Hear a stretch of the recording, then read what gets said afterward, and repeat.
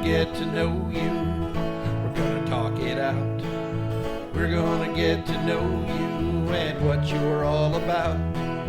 We're gonna get to know just what makes you feel alive. We're gonna get to know how you build, lead, and thrive. Build, Lead, and Thrive. Voices of the Androscoggin. Welcome to Build, Lead, Thrive, Voices of Androscoggin, a bi-monthly podcast that features in-depth conversations with the people shaping Androscoggin County. Each episode dives into personal stories, showcasing the leaders and entrepreneurs behind the region's economic and community vitality. Hi, I'm your host, Shanna Cox, President and CEO of the LA Metro Chamber. I am joined by local talent, longtime friend, hilarious comedian, and our producer, Mark Turcotte. Hello. Welcome. How about that new jingle? We have the theme song, I should say. I love it. I hope it's an earworm in everybody's ears and they ask for more. Shout out to Ross, one of our past guests who helped put that together when he realized our singing was both maybe a little bit illegal and definitely not great. Some might say offensive. Yeah. My family would probably tell you that it was offensive. What is it my dad says? I can't carry a tune if it gave it to me in a bucket. I think my apple didn't fall far from that tree.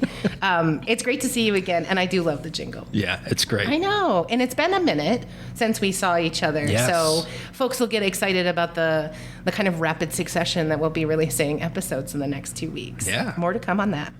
Together, Mark and I highlight the leaders and entrepreneurs building a stronger economy and vibrant community right here in our region, sharing stories of how they build, lead, and thrive. Today, we're joined by Paul Caron. I am so excited to have you. Paul's a lifelong Lewiston resident, educator, musician, creative force behind a new home. Don't worry, we'll talk about that and you'll learn all about it.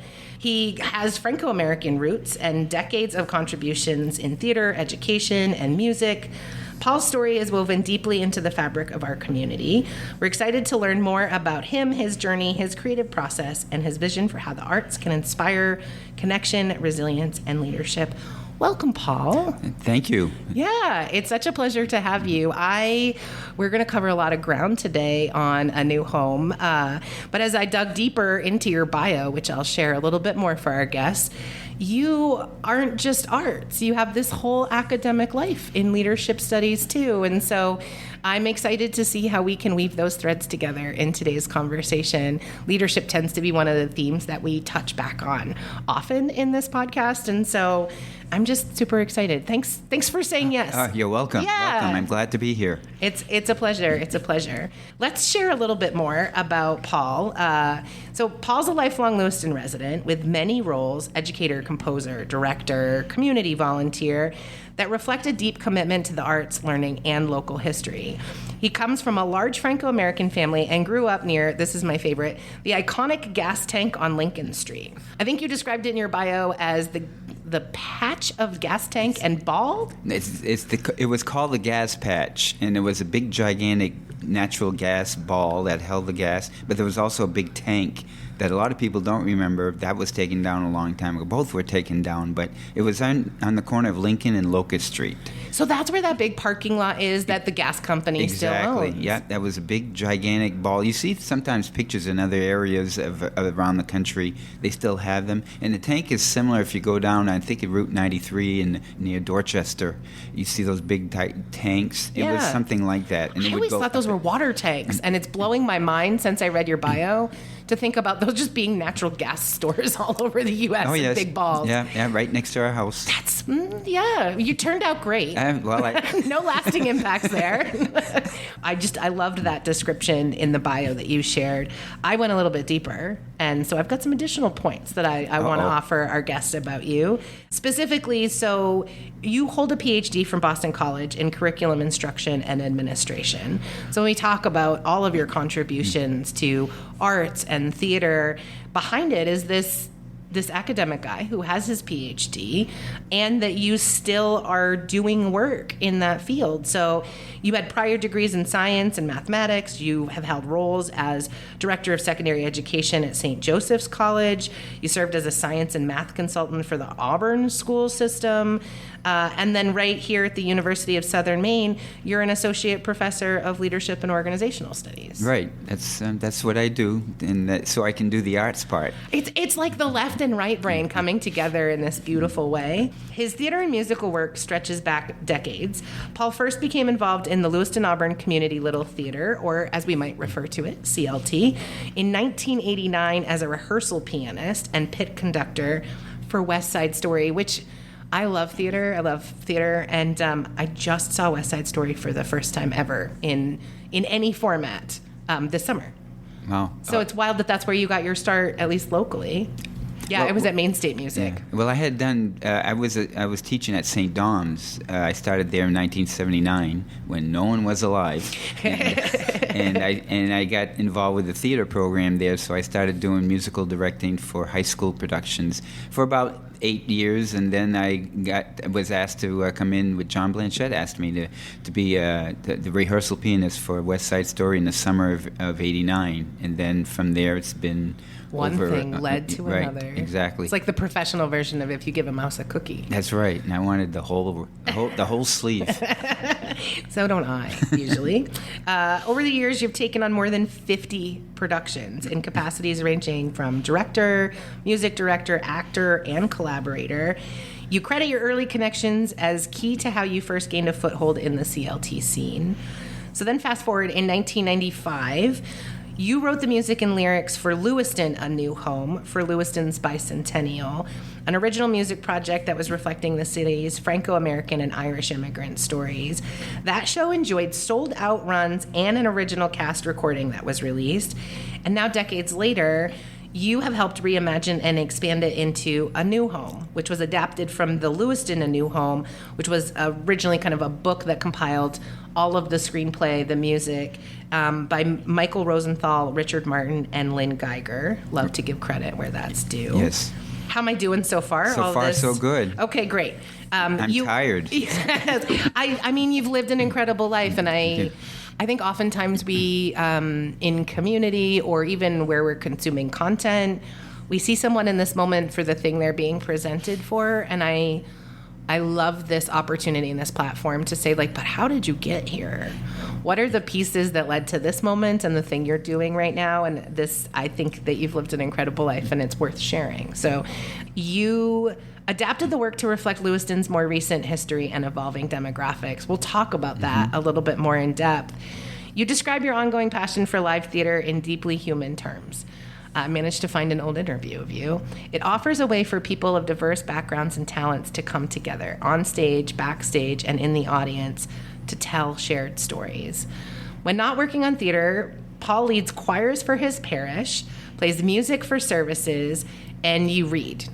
So much reading. A lot. I'm also a reader, and it's always nice to have someone else who you do the New York Times crossword daily. Boy, that's a step I don't do. How did you find out? I listen, right? Thank you. My research skills are, I've been really honing them. What I really love is that on a more personal level, Paul is married to Susan and affectionately called her his dancing in beauty. That's one of the songs in the show. Is it? Yes. Aww. It's subtitled Susan's Song. Aww, which you wrote. Yes.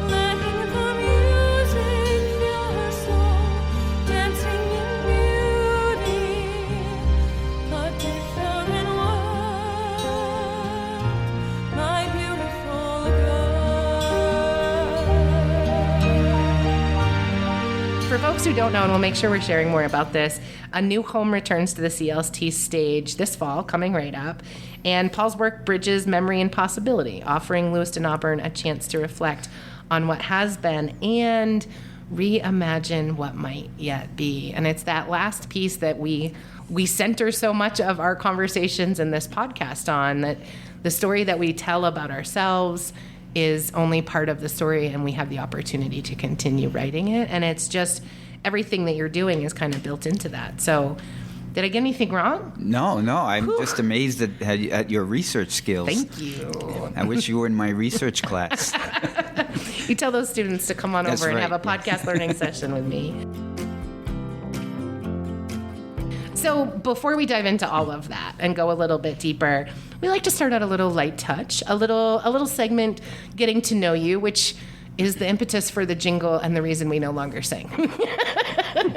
You're welcome. So before we dive into a new home and your creative and professional journey, we want to get to know just the person behind the work a little bit. We always start with a few fun questions. So if you weren't teaching and directing musicals, what other career might you have chosen?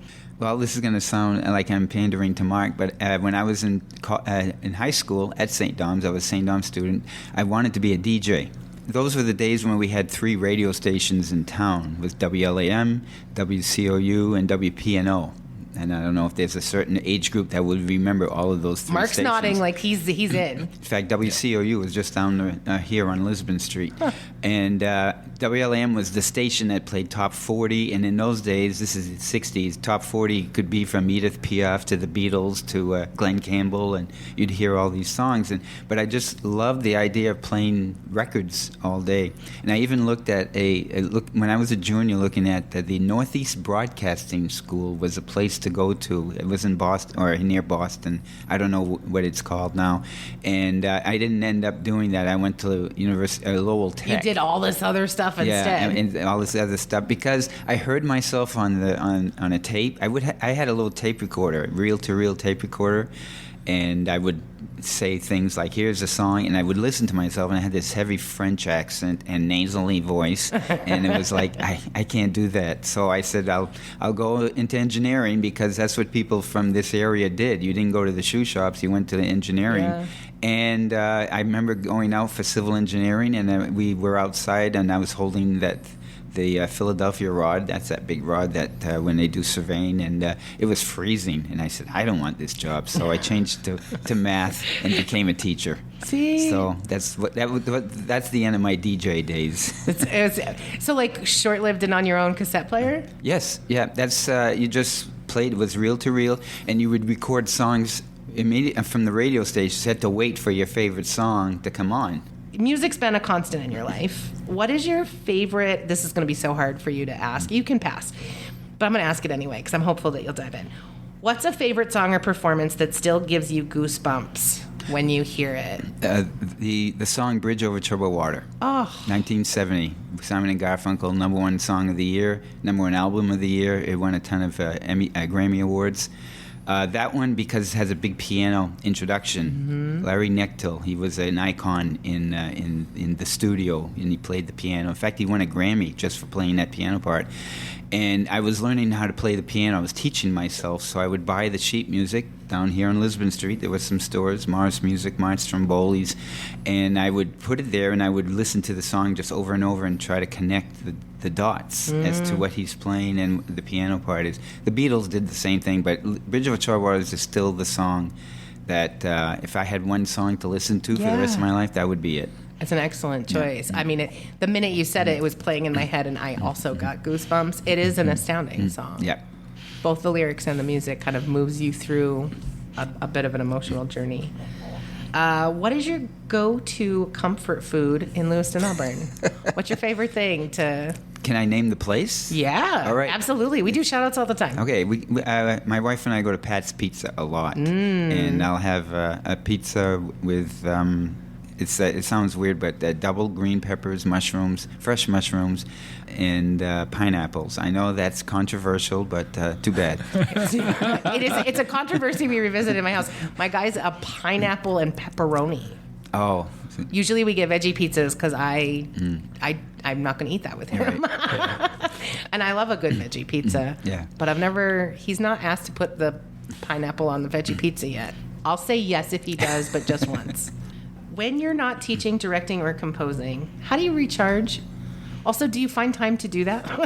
And then when you're not doing all the other things? I walk. I try to keep fit so I can stay active and as I age. So I walk about 4 miles a day, and in that time, it's the most creative part of my day. I've done a lot of composing and writing of the script, and even staging, blocking in my mind, so that when I get home and later, I always work at night. In the morning is for exercise, the afternoon is for school, at night is for the theater. So when I was writing the play, okay, what did I think about today in my walk? And it came out very quickly. So it's still working, but you're still getting some fitness out there, but that's the most creative part of the day, is just going out for a walk. I love that. All right, so since we've known you just a little bit more, let's dig a little bit deeper. In our first segment, Build, it's all about building, creating opportunities, strengthening institutions, and investing in people. I'm curious, how did your upbringing, you've mentioned it a couple of times, not just in your bio, but your heavier French accent. How did your upbringing in Lewiston and your Franco-American family shape your life and your love for music and performance? I was lucky. I had 2 French Canadian families, on both sides of the family. My father and my mother. My mother, she grew up next to the gas patch, and my father bought a house right next to Memel. And but his family grew up on 414 Lisbon Street, right across the street from here. Yeah. Before it was the bakery, for sure. It was near the corner of Birch. Birch came all the way down to Lisbon Street, and they lived right here. And they had a little restaurant called Caron's Restaurant. It was across the street from here, which used to be Bison's Market. Now, this was a little market here, and so this was the community. So we would have music all the time. And my mother's side of the family, I have uncles still. The Ceci Bon Band comes from that. That was a big band during the French Franco-American festivals. Yeah. They played at the Heritage Center. My Uncle Nell is still a musician, and I learned. So I would watch them. They just picked up the music and played. They didn't read music. I wanted to read music, but I learned how to vamp. I learned how to change keys. I learned how to play by ear by watching them. Both sides. My father's house. My father's grandfather. It was a little bit more formal. We always had to wear a white shirt and tie when we went to visit those. Was there plastic on the furniture? No. Oh, not that formal. Not that formal. Because they lived on the second floor apartment, and the first floor apartment was the restaurant, and you could hear the jukebox playing upstairs, and you'd hear the beat, especially the bass. But there it was more like dance for grandma. Or play for grandma. They had a piano, so you just learned to play. And my aunt sang, so I learned to accompany her. And in fact, she's still singing, and I just accompanied her about 2 months ago because she did a demo for one of the songs that is in the show. She had done it originally 30 years ago, and now she's in her late 80s, and she did it again just as a favor. So been doing that since I was a kid, since I was 8 or 9 years old, just playing and watching. But the other thing, it was listening to the stories that they talked about. They worked in the mills. Some of them were born in Canada, came here. My father's older brother and sister were born in Canada. They came. So I learned to listen to the stories, learned to listen to what happened in the mills. So that's the part of the family upbringing that sort of formulated the thoughts in my head as to some of the stories that are in the play. Yeah. And would have permeated, I'm sure, all the way through. Right. It informs the lens that you move through your life with. Exactly. So you've been involved with CLT since '89. What do you think that the role CLT and theater in general has played in building community here in LA? There's always an emphasis on getting people involved in all areas of the theater, but I think we stress the word community as to not just being on stage, but being behind the scenes. Yeah. There's a lot of work that goes into making a production. You need craftspeople. You need people who are artistic in terms of lighting and costume and set design and set decor.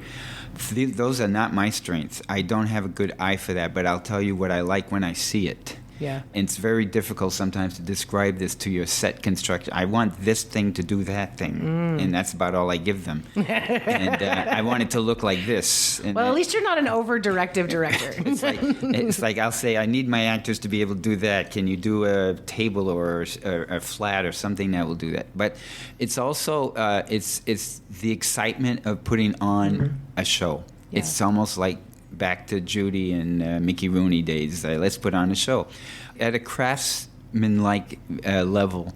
And also, I think what's happening now is that they're going outside of the theater to be involved in more community events. I think it's also welcoming to people of all types of people and to be accepting of all types of people. You could say that theater and in other areas, it's like an island of misfit toys. It's like everybody has some type of gift, and sometimes it's not appreciated outside. That. And so we try to appreciate what gifts you have, no matter the flaws that come with it.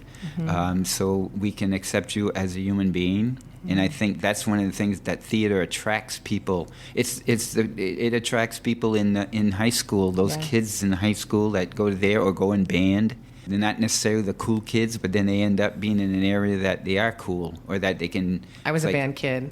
Yeah. And it's like, same story. Wow. It's like you really can do that. And unfortunately, sometimes it takes till your senior year till you're appreciated and seen. That happened with me, but that's okay. But you were still appreciated and honored for whatever talent you had, and that's what I think community theater does. I think you're right. I've seen firsthand that impact, that everything that you just described. I have friends in theater. I have friends connected to shows at CLT, have for a long time.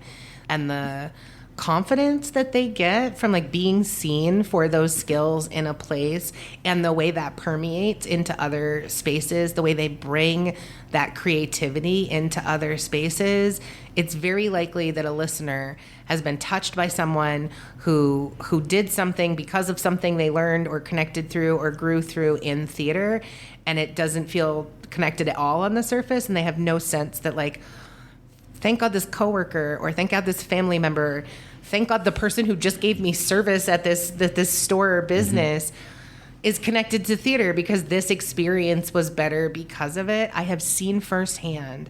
I'm fortunate to employ 3 CLT alum and friends. And I mean, I literally get to witness it every day in a very, very tangible way. And so I would just offer back to you, like, yeah, that is happening, and you're part of that. You're part of making that happen. I hope so, and it's something. It's involved growth on my part from 1989 to here as an adult. Too, you learn.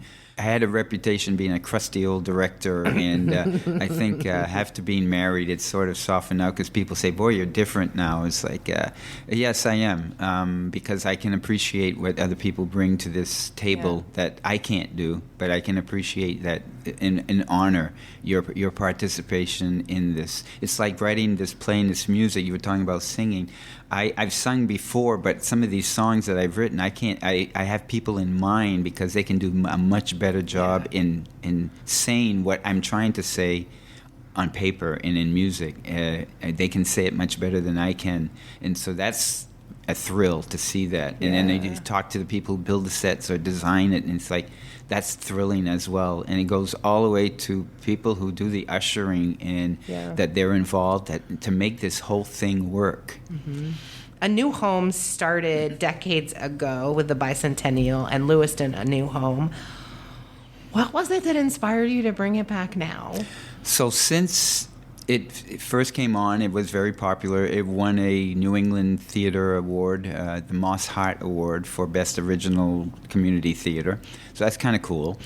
We were honored by the mayor, Mayor Jenkins at the time, who honored us and even made the last song called Lewiston in Me, the city anthem.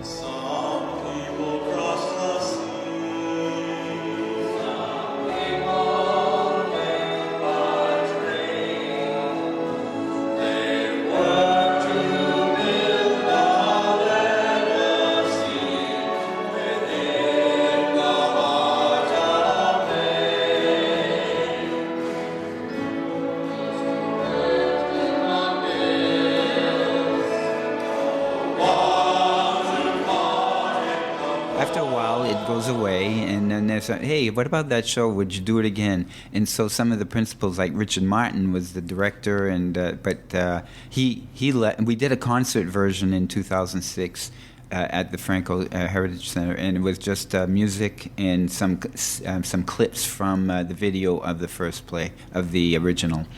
And then from there, this is why it's called A New Home. After that concert, someone came up to me. He was an Asian man, and he said, "This is my story."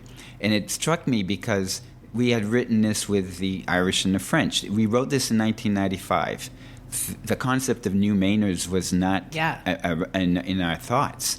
But an Asian person came up to me and said, "This is my story." And it made me think that this goes beyond just the Irish and the French, that there are other communities that have come here. We have Greek people, Italian people, and Asian people who have come to this city in the past 100 years or so, and even longer, to work, to build businesses, and so on. So from there, it made me think that we need to honor them in some other way, or at least expand on this. So as the years went by, around 2020, Richard was gone. He had retired.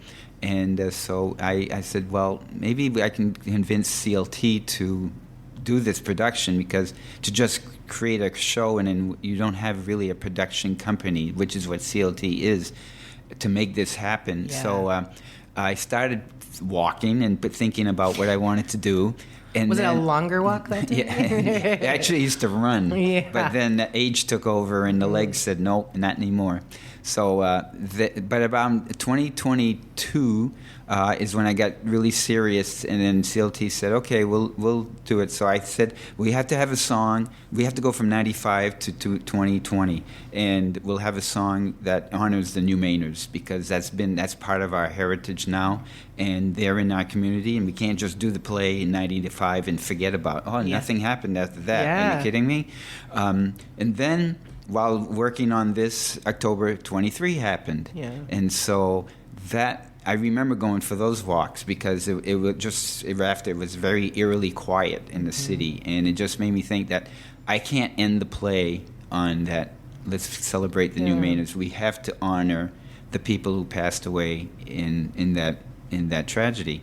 So that became part of the story as well. How do I continue the story? Because if it's going to be about the history of Lewiston, or Lewiston's going to be the basis of this, you can't just forget that. Yeah. It's fresh in everybody's mind. So that's something that I worked on, and I came up with the idea that whenever there's tragedy or someone, we all grieve. We are grieving in our family as well. So it's one of those things I thought, and from the beginning I had a song called One More Goodbye. It seems like that's all we would like. If someone always says, if I could just have an hour back with my loved one who passed away.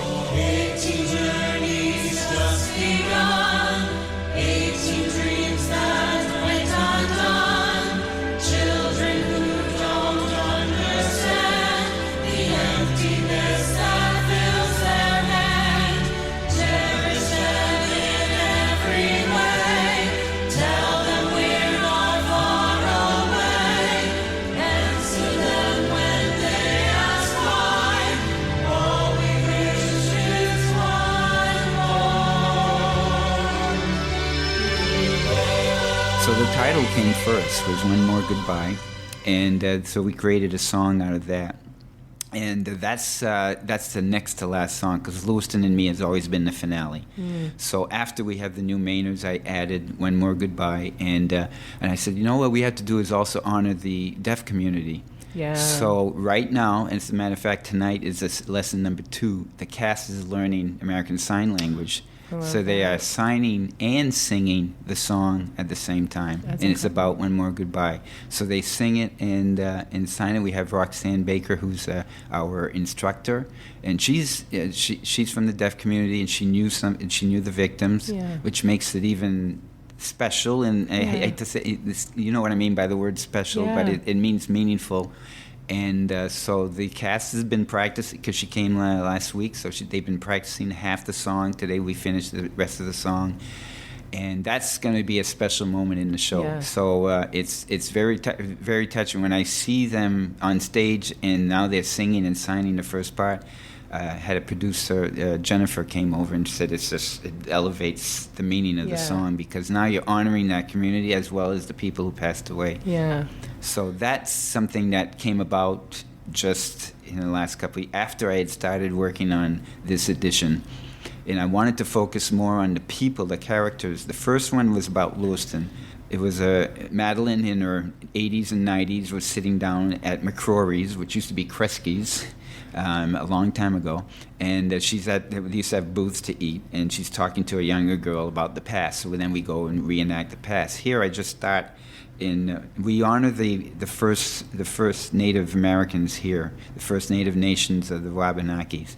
And we mentioned them because they were here 15,000 years before white settlers came. So we mentioned that in our first song, which is called Our Story. Our city is one of the industrial grades. He goes by the name of Benjamin Bates. His factory system will give him a claim. Even a college will carry his name. No children's apartments with 20 or more. No they're designed to hold more. What can we say but give it the rain? Big Ben is all the rage. Day after day we'll work away to get a piece of the Gilded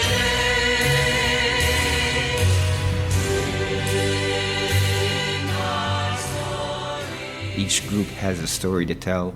We're like a troupe of actors coming into town. We're going to tell you a story for the next couple of hours.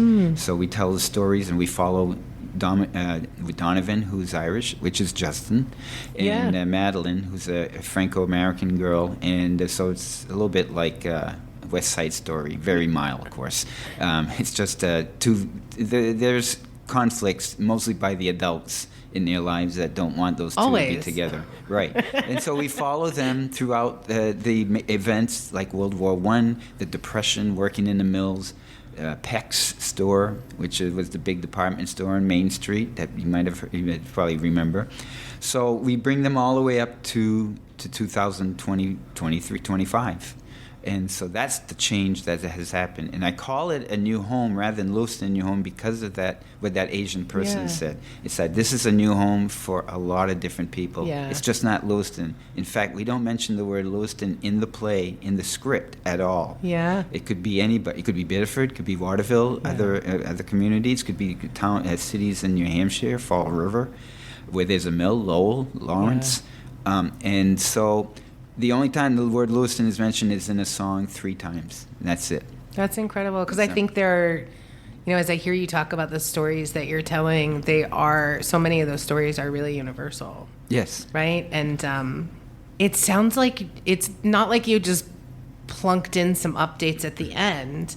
You took a thoughtful look at the entire production and did an update that expanded as well.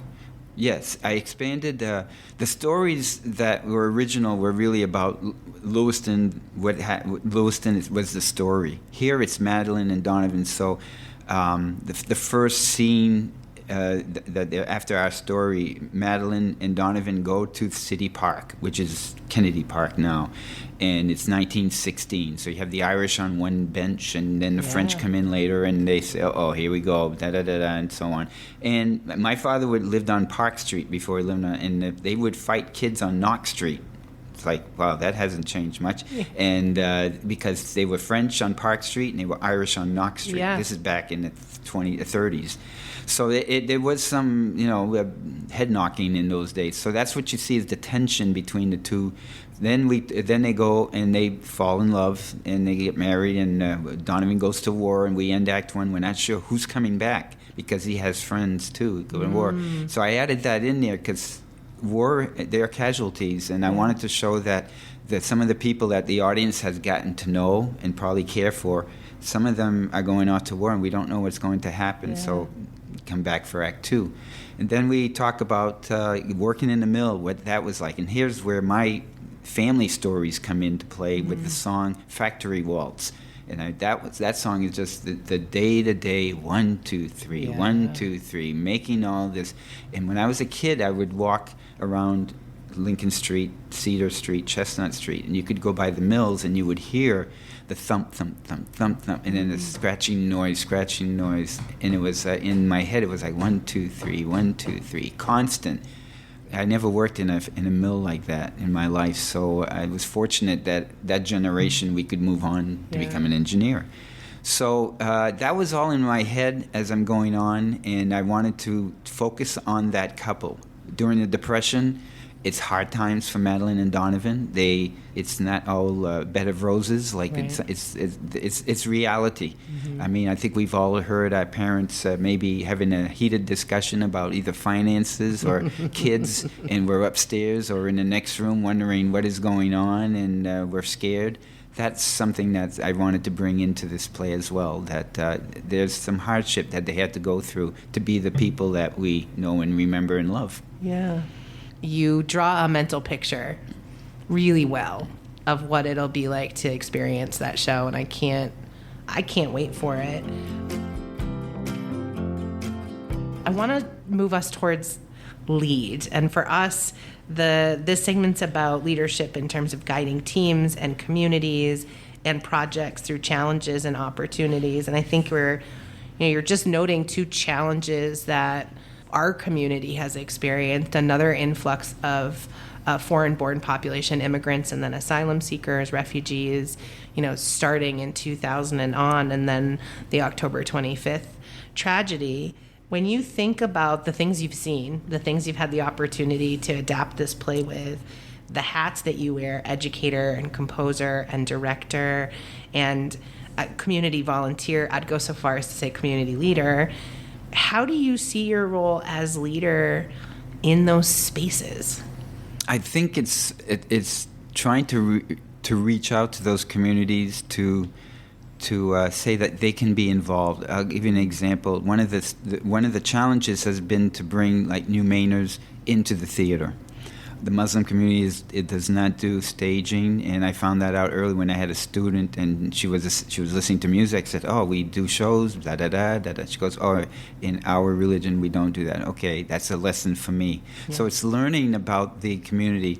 One of the things that I do in the parish is I have a choir, and there's also a New Mainers choir. They're mostly French Africans from the central, like Democratic Republic Congo, Uganda, Rwanda, and they speak French much better than I can ever do. I'll say "Comment ça va?" and they go "Whoa!" I have Lincoln Street French, so slow down. Gas patch French. Exactly, gas patch French.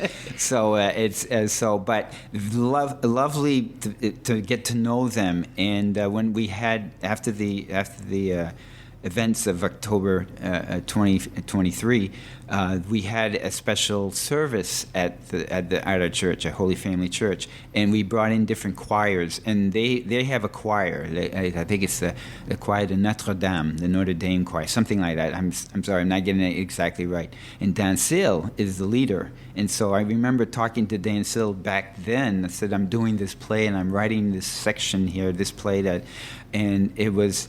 They came to do some demos. We did demos of the new songs that I wrote for this play, but it's just hard to get them to think that theater is a commitment to do this. So I think this generation just doesn't know yet that what it takes to be in a community. And I think as a leader, you just have to keep saying, "You can do this," or "You can be part of this." You have a story to tell. That's what, as a leader, you can do, is to honor each person's story, and it goes back to a community, theater as a community of people of different talents. You have a special talent to show in this community that we can bring in. It's just like directing the show. It's like, okay, I have a script, and I want you to stick to the script. But then I'll see somebody do something, and it's like, oh, I like that. And they brought in whatever talent they can do, or a movement, or a way of speech. So as a leader, you have to be open to different things. You can't be so narrow-minded that it's my way or the highway. So that's one of the things in terms of getting new people involved. Yeah. And I hope, as a leader in a community, that we can get people involved because they have a lot to share. They sing. They sing very well. They sing together. They're very family oriented. I hate to say the word "they" because I know. it's the community as we're learning, as I'm learning more about the community and talking to people like Dan Sill. Dan Sill came to my house to talk about her story, and at the time she was waiting for her husband who had been 10 years back in Africa, and it's like, I thought at first that's a story I could put in the play, but I didn't. But it sounds a lot like what immigrants have done. Yeah. Even when we read stories of immigrants coming through Ellis Island, and they built their life in New York, in the Lower East Side, for years, waiting to get enough money to bring their relatives back from Europe or wherever, or going Pacific or Asia. So it sounds like that's the story of America. Yeah. That's the real story. So I guess I'm going off on a tangent. No, I think you're not. Thing. I think that's leadership. Right? I think that's leadership. Part of what I heard you articulate is you refer to it as not being narrow-minded, which yes, and there's a rigidity. Right, like there's narrow-minded in terms of like not being able to kind of like broaden your thinking. Leaders who are rigid. It's not just like it's my way or the highway, but it's only one way. Maybe that's the way the guy before me did it, and it's not my way. But I think it's both. I think you do a great job describing it, not only honoring people, but what I heard you articulate is the way in which you, through all of these endeavors and in your own personal space, make space for that. And to honor it. And I don't know. I mean, I think it's so natural to you that you probably think of it as like one step. But so many folks, and I think an interesting leadership kind of quality is you can honor talents from other people. You can recognize those talents, but you don't even get the ability to do that if you haven't made space to see them. That's a good point. That's and it's like it's so, and that's what you've described that you're doing. But there's a lot to what you're describing, and it's clear that you're considering those points. I do that with, I was looking at proposals. I teach a research methods course this semester, and these are juniors, and they have to write a proposal for a research. So they have to do the real research and finding sources and so on. So they're at the point now just developing a question and so on. And some of the topics today I was looking at, and I would say, I don't know this topic at all. Teach me something. Yeah. And that's what I like to do. And I do this, and I bring that to the theater because I was, especially the leads, the ones who do the show, because they know my image, they know my image or what I want, my goal. But I'll say, I didn't hire you, but I cast you because you are good actors. And I'll say, you're at point A. By the end of the scene, I want you at point B. Find your way there. Yeah. And that's called trust. So Yeah. trusting in those people and trusting in the students that teach me something. And I think that gives them a little bit of responsibility that, hey, he trusts me enough to say that I can teach him something, or I know more about. You do. You know, I don't know everything about these subjects. You're coming up with subjects that some of these AI stuff. Yeah. Now, talk about being an old guy. I'm still Googling stuff. I don't AI stuff. And so... So me too. I don't think that's an old thing. I just for what it's worth, I don't think that's an old... I'm like retraining myself to use AI the way I've historically used Google. Yeah. So they're coming up with topics that...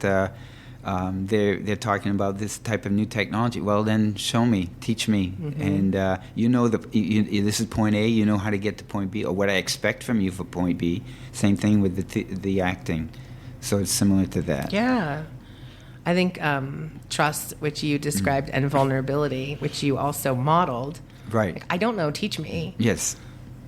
And I still to this day don't know why people sometimes are afraid to say, I don't know. Exactly. It can be a real missed opportunity by simply not raising your hand boldly and being like, what is that? What do you mean?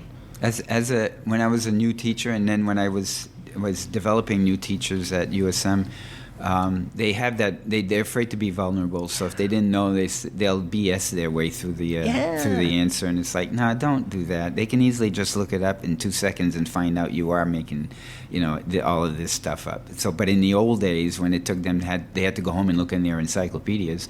And I quickly learned that no, I don't know everything.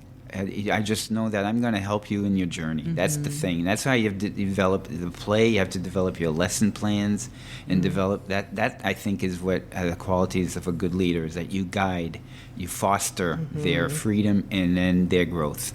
Couldn't agree more. And it leads me to my next question. What are some of the lessons about leadership that you've learned from working with cast, crews, and musicians over there? Like, what has been, beyond AI, what has been some of your learning? It's getting to know your people. So sometimes it takes a few shows to know, okay, that person's pretty good at doing that or whatever, and also having a collaborative group of people around you. I like to, not because we don't pay, but hiring or getting a staff. And the first thing is getting a good producer, because he or she has to do a lot of legwork. And I'm fortunate with Jennifer Groover. I'll call you. This is a shout out for you. She's been almost a year now. When I texted her, I said, "Do you have a few minutes to talk?" And that's probably she regrets saying yes, because it's getting sponsors, it's getting locations. The challenge with this show is that we are rehearsing at CLT in Auburn, but the show will be at Lewiston Middle School. Yeah. So we've got to move like a bus and truck tour in October. October 18 is moving day, and that means the sets are built, but they have to be portable so that we can put them together. The lighting, we can do all the lighting we want at CLT, but it's going to be different there. Even staging, I have them in certain spots. I said, well, when we get to the Lewiston Middle School stage, it's going to be wider. And then, but remember, we have a 26-piece orchestra, so you've got to give them room and so on. So those are the challenges. So it's getting people who are willing to share in your vision of this show and knowing who they are, and then trusting them. It's like I was talking to Brandon, Brandon Shalhoub, who's my stage manager. That's just as important as the producer. Sorry, Jennifer, but they run the show, because you direct, they know your vision, and then by the time the show starts, I'm done. In professional theater, the director is not hanging around every night giving a pep talk before the show. He or she is out doing the next project or something. In professional theater, the stage manager will rehearse if there needs to be rehearsing. If there's to be an actor who will fill in, or a change in acting, they take care of that. The director is done after opening night, and that's what we do as well. It's like I will still be there. It's not like I'm not going to. I want to see the show. Yeah. But that's who you trust. So you get a person that, here's the lighting. This is what I want. So we meet and we do that rehearsal, and then a sound person is important. Yeah. I have one of the best conductors and arrangers in Colin Britt. Colin Britt is a former local kid. It was when I wrote this show, he was a precocious 12-year-old hanging around me, asking dozens of questions. He still apologizes. I said, "No, you were a pain, but it was a good pain." And now he's the Dr. Colin Britt, and he's well known in the community of music. He was on America's Got Talent, as a matter of fact, with a little chorale and the orchestra. They did "Call Me Maybe." Yeah. I don't know if you ever saw that. That was that group. If you Google it, you'll see that was Colin Britt's idea. Huh. So he arranged it for like an orchestra and like a chorale. Sorry, Colin, if it isn't perfectly what you had planned. But he's my arranger. So I'll have the music, and I make a recording of what I want on my keyboard, and then I'll send it to him, and then we'll write back, what do you want here, like an oboe here, so on and on. So he arranges it for a 26-piece orchestra. So that's done.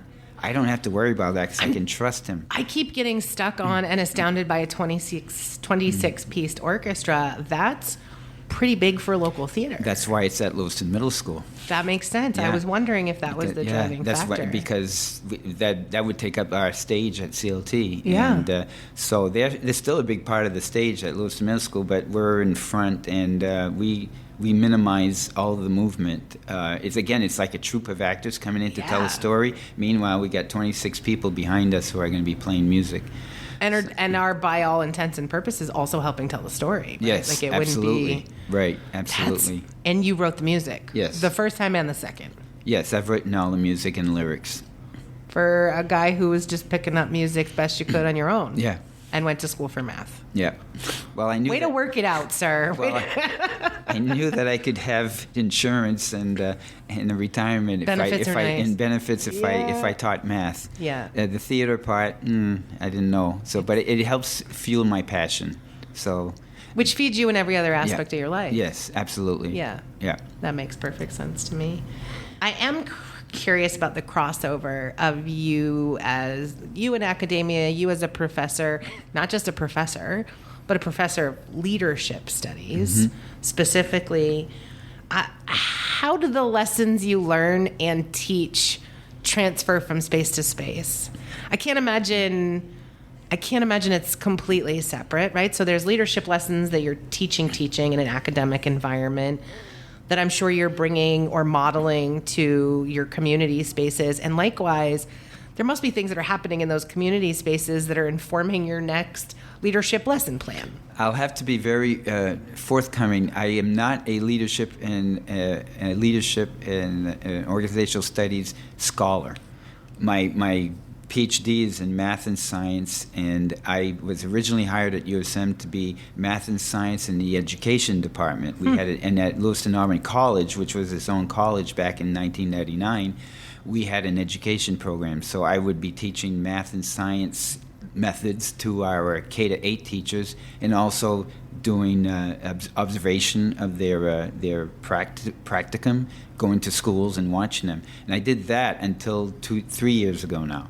So then 3 years ago they combined the program, and of course Lewiston Auburn College really doesn't exist anymore. Lewiston Auburn College campus exists now. Right. So I still have my office at the Lewiston Auburn campus, but then I because I was teaching stats, the leadership and organizational studies needed a stats professor. I shiver. I was an economics degree holder, and stats was the bane of my existence academically. I'm going to remember this. Boy, stats and green peppers. You thought I was likable until you got to know me. So they stats is one of their core courses. It's a USM core course. Yeah. In fact, it's packed to the gills. But it was in my classes, my 2 courses that I teach, 2 sections. So I became the stats for LOS, and then when I could see the education piece going away, I was also in the math. I was also in the natural applied sciences, teaching physics at the same time, and that was going away because Lewiston Auburn College was losing its college-ness for that. So I went over and talked to the provost, said, hey, can I go to LOS before I lose my job? And she said, sure. And so I got in there. Then those programs disappeared, but I was safely in LOS. So I teach stats most of the time. I teach stats to underclassmen and to PhD students. And because we have a PhD program. So the leadership courses, I don't really teach leadership courses. I teach research methods courses. So you could. I'm just saying after today, I think you could maybe. Probably. I would have to get a little bit more scholarship. So when I'm on a committee for a dissertation, I'll tell the student, the PhD candidate, right up front, I will focus on the methodology, your stats methodology, but the research that you've done and the scholarship that you've done, I can't give you a good, it's almost like teach me something. Yeah.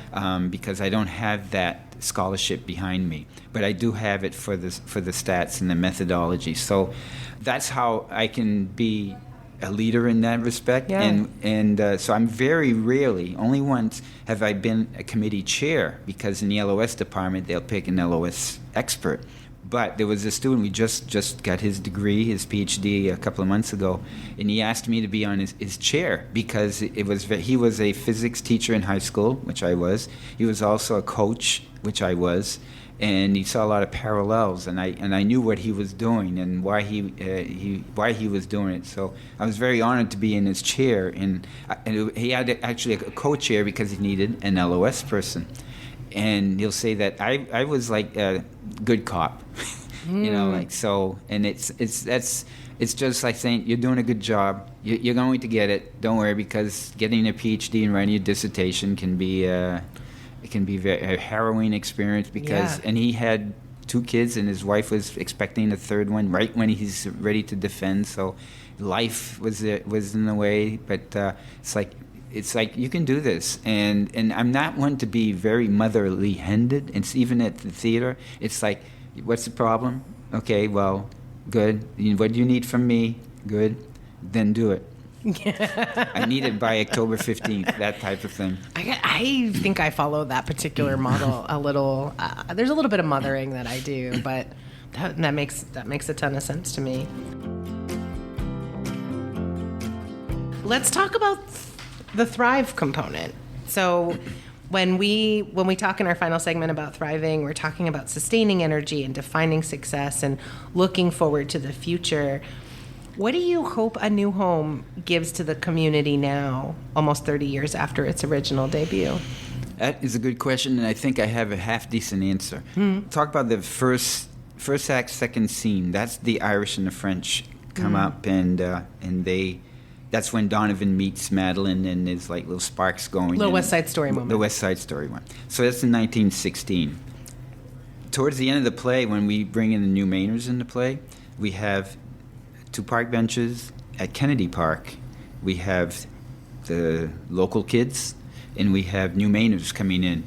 And the dialogue that the New Mainers say is almost the same as what was said by the Irish in 1916. And same thing with the... why do they hate us so much is the question. And they don't really hate us. It's more of ignorance or resentment. They think you're taking over the city, or you're taking their jobs, or you're living free and the thing. Looking up, you can research this, the Irish, or even before the Irish. When the Irish first came here, there was that talk, the Yankees were the ones that were saying that about the Irish. You can read about that in Boston, how the Irish were not accepted at all. It'd be signs, no Irish to be hired, so on. So they've gone, every new community who comes in has almost the same thing. So I hope that people can see that these new communities that come in always have this barrier to fight, and so maybe we can lower the barrier a little bit and ease the pain of a new way of life. One of the things that the New Mainers came here is that they're escaping war. They're not illegals, and that's one of the lines in the show, because one of the kids says, all these illegals coming in. And then they even talked about it, said, where do how come these kids are saying, and one of the kids, I have young kids, and so they're high school kids, and they said, they probably heard it from their parents. And I said, yeah, you're right. You got to be carefully taught to talk that way. So so it parallels. And the rehearsal Monday night, I took the kids and I said, I want you to watch the Irish and French here, and I want you to watch their actions. It's 1916, and they're playing catch with a ball, baseball. They're talking about the Red Sox. The Red Sox were good. They were just won the World Series, blah, blah, blah.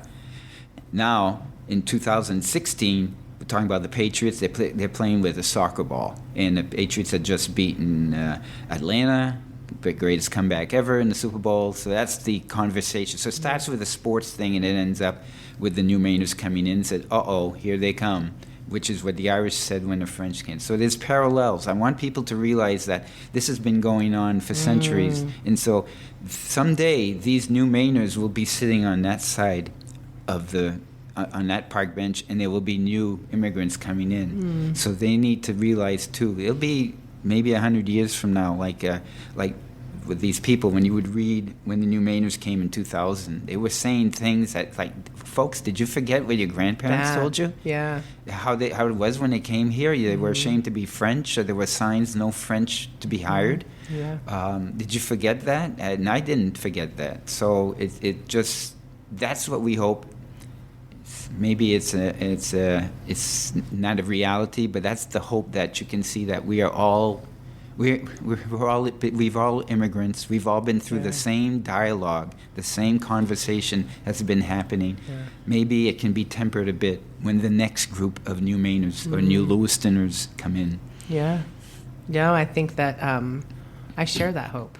I've shared that hope in other places. Thanks for bringing such a creative and enjoyable way to help move that hope closer towards reality, because that's been my experience. I come from a community that just really candidly, like, had no immigrants, had no significant history of immigrants except for the way in which we think of colonialism, and Right. and like everybody arrived, and there was certainly indigenous people before, but otherwise, yeah, I mean, it was like 8 generations back for everybody's family tree, and you know, we're from Massachusetts when Massachusetts was what we called Maine, right? Right. And so when I moved here, I started doing, interestingly enough, some research into our housing stock. So I was focused in public health, and I was looking at lead poisoning rates, and the history of our housing stock was the history of immigration all the way through. And so some of the story that you're describing is a story that I learned through this like really very different lens. Like there's a workforce lens around the history of immigration and how it's shaped our economy, but I was looking through it through specifically housing. And as somebody who had no experience with immigration or immigrants, came from a really homogenous small rural community, and was trying to do some sense making about like how does the demographics and the immigration story of those, or the migration story of those immigrants, how does that shape this community and specifically its housing? And I just, as I learned it from different people, firsthand accounts from Irish immigrants, from Franco immigrants, from African immigrants, what stood out to me is that how similar this story was and how short the memory was. And I just like I couldn't make sense of that because I had no, there was no reference point for me in my life and my experience and my upbringing to make sense of it. And so I just approached those conversations with real curiosity. That was like, well, isn't that thing that you're saying the same thing that your parents and grandparents said was said about them? Mm-hmm. Like I just a really naive or innocent perspective. And well, yes. But it's different. And I'm like, how can you teach me how it's different? Because I don't understand. Right. And so I love that you've not only done a play once, but twice about that theme, and that you are seeing that same parallel. So not New Home specific, but when you look at the role of arts and music in Lewiston Auburn's future, what excites you the most? Well, that's a great question. What excites me the most? I think it's the continuing development of people who are interested in music. I have a friend, Brian Gagnon, who would run the School of Rock, and now he's moved to Florida. And he was in the original orchestra for this play, as a matter of fact. He was just a kid. He's still a kid. But it's just getting kids interested in music and music programs. So there's an excitement about that, but there's also a fear that some of those programs are the ones that are first gone. Mm-hmm. And I'm a big believer that if you want your kids to be good at math or in school, teach them music. Music and math go together. Says a math teacher. Yeah, exactly. You need to put that on a shirt and wear it. It's all about patterns. So music is patterns, math is patterns. Mm-hmm. That's another podcast for how we teach math and so on. But that's the thing I see when I see kids in bands at an age, because if you look at music in today's world, where are the bands, for instance? There are no bands in the top 40. And not that I'm a big top 40 person now, but I don't know the bands. But I would like to see more different types of community theaters. There are some very strong community theaters, such as you said in Monmouth. Mm-hmm. There's Oxford.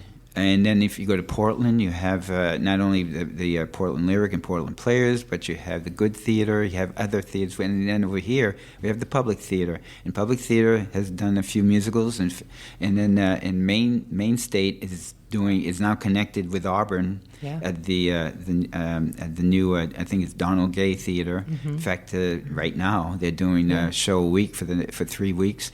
So they're I'm a season ticket holder for that series, trying to support it. Well, and they just did the Irish and how they got there that way, which was also a really interesting immigration show that I got to catch. I saw that as well. So so there's things happening in here. I think it's just that one of the challenges is to get the people who have come to here to appreciate that, but I think they have so much other things to think about before they can take time to enjoy. I think that's right. But they have their family, like the new Mainers I know from their singing community like in church, that they sing in their families. Yeah. And that's like my family, and it just has to grow out, and then they can share those stories. I had for a short time in my choir, my Holy Family choir, I had a person, a new Mainer, a young girl, and she was there for a short time. She was traveling from Portland to Lewiston, so I knew that was going to be a challenge. But at the time, I said, "Can you bring me a traditional African Catholic song or something we can do, or at least you can do?" It's tough to, and I didn't want to incorporate my French white choir to be doing an African song, but I wanted her to be able to do it. I just want to show us again, teach me something. So I think there's a community there that can teach us something through music and art. So that's my hope, and that would be really exciting to see more of that. I know there are some little events that happen when they do their dancing and music in town on Lisbon Street or near different areas. Yeah. I think there needs to be more of that and more publicity about it, and more at even a bigger level. I love that. Part of what I really love and just want to like lift up about your framing is what I often try to characterize as like, not yet isn't no, it's just not yet. Right. And we have to have available doors, for lack of a better word, for them to see that It's the I creating can, space I again. Can, yes, creating space for them. So, and you're right, the basic needs have to be taken care of. I've got to feed my family. I don't have time to go spend 3.5 hours at Community Theater and dance around for some 6:30 to 9 to 10 o'clock. So I don't have that time, and I know that because my grandparents didn't do that. Yeah. When they came here, they had to, find a place to live and find a job and work 10 hours a day. It does take I think a generation or two. It'll be interesting to see from those, because it's only been like a generation and a quarter here for 25 years since the first major group of people came. Yeah. So hopefully I can see it in my lifetime. Yeah. Same. Thank you. As we close, we like to just reflect for a minute, and I guess the conversation that we'd want to end with, and that we want to leave our listeners also thinking about, what's the one message that you hope people carry with them after hearing what you've shared with us today? I think that there's a lot of good in every community, including Lewiston, and that's what we're trying to show, is that Lewiston. And we can talk about Lisbon Street's not the same. It never was the same. It's one of the lines in the show about we're always romanticizing certain parts of the city. Enjoy what you have now. When I was here, I used to walk from the gas patch to go to work. I'd walk right over here, down and past Grandma's house, all the way down to 10 Lisbon Street, listening to my portable radio. In 1970. Like boombox on your shoulder. Yeah, it was style? a little portable radio, a little Panasonic. That was before. I was the geek walking around Lisbon Street with that thing near my head. kind of people. Yeah, because the ear plug didn't work that well. It was just one ear plug. They weren't earbuds in those days. But and I walked down Lisbon Street, and you had the vagrants, and you had this problem, and you had that problem, and it's like, Lisbon Street was so good. Really, it wasn't that great when I was walking there, but it was greater before. So we tend to romanticize. So I think we have to appreciate what we have here. Yes, we have tragedy. We've had grief, but we've had some very big moments. And I think it's just a matter of taking pride in whatever community you have. And that's why it's called a new home. It's not called Lewiston a new home. So you can take pride in, if you come see the show, you can take pride in your own community because of what was built by the people who came before you. And also with hope at the end of this play that now you have a new group of people who will carry the story. The narrator of the show says at the end of the play that it is now up to you, talking to the audience, to continue this story, because we just told our story. So if they do this play or a version of it in 30 years, who knows who's going to add to it Yeah. and what songs you can add to it. It'll be a 5-hour show, but or you can take part of it out. But it's that's what you hope. That's what I hope to see happen in this show. That there's some pride in living in this community. I love that. There's not a day that goes by that is not a goal I'm trying to achieve in some element of the work that I do here. I think this is an incredible community with incredible assets, including its people and its nature and recreation and arts and food and agriculture. And I just wish people would spend more time using an asset-based lens and really enjoying that which they're contributing to and surviving off of. Mark, Yes. anything you want to... Yeah, I mean, I'd like to applaud the entire interview. Yeah.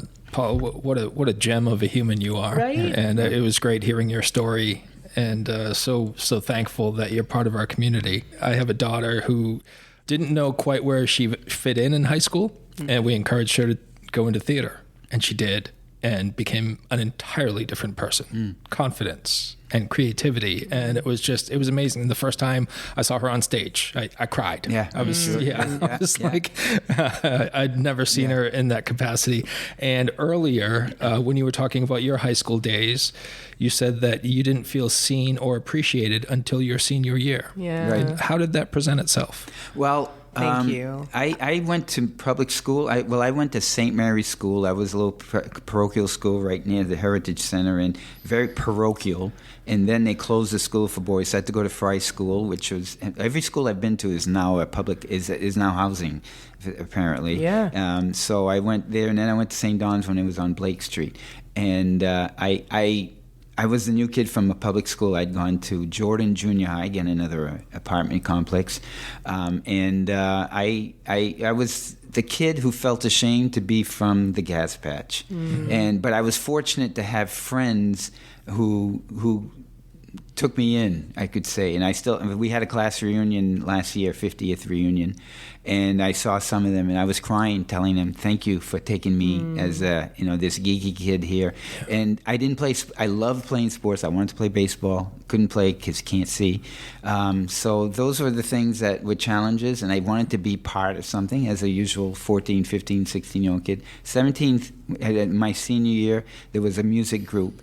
And they knew I played piano, and they needed a piano player, so they asked me to play the piano. And that's like, boom!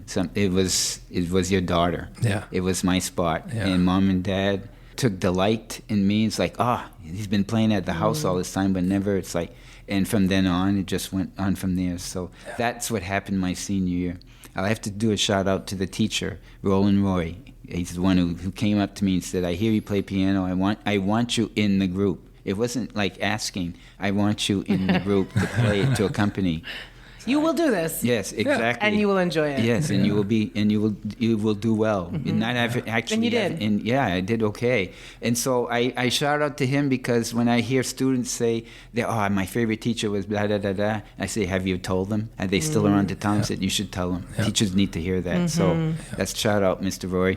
Yeah, I just echo what Mark said. Like, I knew we'd talk about the show today, and had a sense till I did some of my research with a very short bio. Though the way you refer to your wife gave me an insight that this could be a really interesting interview. But you are a wonderful human, doing really great things, and doing so pretty humbly, if I might add. And I just appreciate you not just taking the time to talk with us today and to share your story with our listeners, but thanks for making that story that you shared with us here and doing that with our neighbors and our community, and then also sharing it. Well, you're welcome. It was a pleasure. Yeah, thank you. We're gonna get to know you. We're gonna talk it out.